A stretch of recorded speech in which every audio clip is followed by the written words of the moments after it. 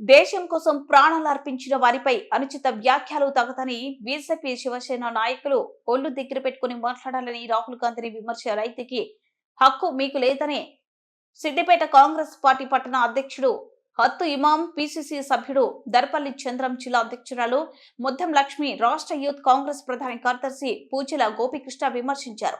నేడు సిద్దిపేటలో ముస్తాబాద్ చౌరస్తాలో రాహుల్ గాంధీపై చేసిన అనుచిత వ్యాఖ్యలను నిరసిస్తూ కేంద్ర మంత్రి రవనీత్ బిట్టు, బీజేపీ నేత తర్విందర్ సింగ్, శివసేన ఎమ్మెల్యే సంజయ్ గైక్వాడ్ ఫ్లెక్సీని సిద్దిపేట కాంగ్రెస్ పార్టీ పట్టణ అధ్యక్షుడు హత్తు ఇమాం, పిసిసి సభ్యుడు దర్పల్లి చంద్రం దగ్ధం చేశారు.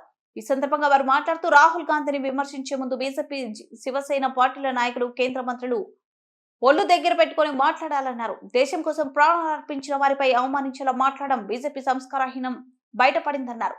మరోసారి రాహుల్ గాంధీపై వ్యాఖ్యలు చేస్తే బీజేపీని అడుగడుగునా అడ్డుకుంటామని హెచ్చరించారు.